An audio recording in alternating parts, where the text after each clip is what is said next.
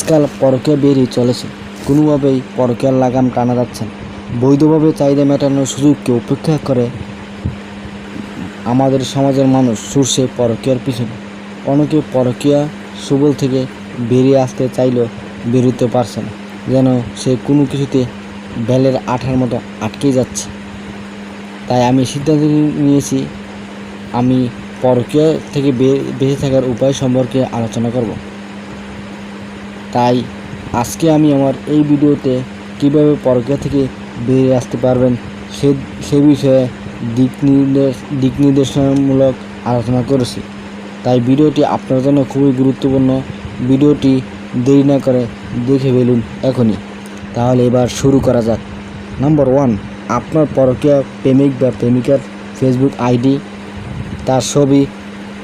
আপনার প্রেমিক বা প্রেমিকার কোনো বিশেষ মুহূর্তে একত্র তোলা ছবি নিয়ে বারবার ঘাটাঘাটি করবেন না, কেননা এটি আপনাকে পরকীয়ার দিকে ঠেলে দিতে পারে। নাম্বার 2, আপনার পরকীয়া প্রেমিক বা প্রেমিকা যদি আপনাকে কোনো কিছু উপহার দিয়ে থাকে, তবে তা আপনার নজর থেকে অনেক দূরে রাখতে হবে। এমন জায়গায় রাখতে হবে যাতে এই উপহারটি আপনার নজরে না আসে। এছাড়া তার সঙ্গে ফোনে কথা বলা বা চ্যাট করা থেকে দূরে থাকতে হবে। নাম্বার 3, ইন্টারনেটে প্রেমিক বা প্রেমিকা নিয়ে কিছু কুরুচিপূর্ণ গান ও মুভি আছে, এগুলো থেকেও আপনাকে দূরে থাকতে হবে। কেননা এইসব কুরুচিপূর্ণ গান ও মুভি আপনাকে আপনার পুরনো প্রেমিক বা প্রেমিকার কথা মনে করে দেবে। আপনি কখনোই আপনার পরকীয়া প্রেমিককে ভুলতে পারবেন না।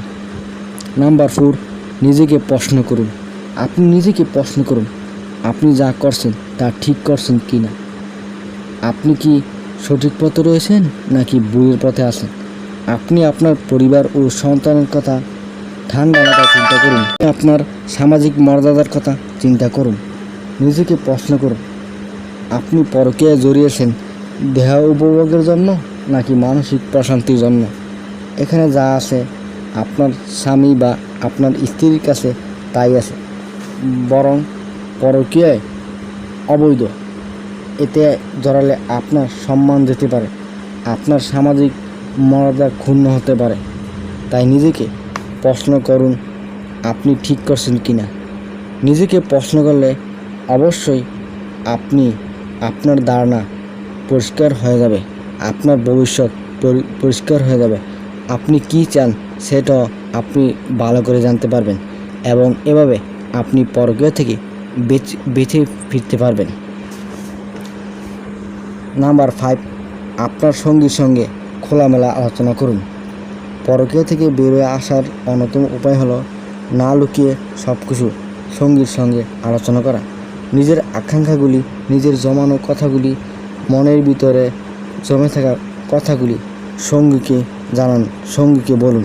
নিজেকে দোষ দিবেন না। নিজের অবস্থার জন্য মাথায় কপালে হাত বুলাবেন না, গালে হাত দিয়ে বসে থাকবেন না।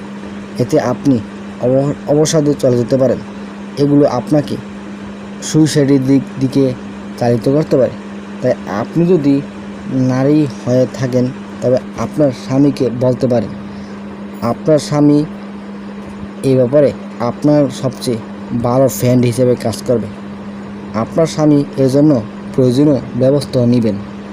আপনি যদি পরকীয়া প্রেমিক ছাড়া নাই থাকতে পারেন, আপনি যদি আপনার পরকীয়া প্রেমিক ছাড়া নাই চলতে পারেন, তবে আপনার স্বামী ভালো মনের মানুষ হলে তিনি আপনাকে আপনার পরকীয়া প্রেমিকের সঙ্গে দিবেন।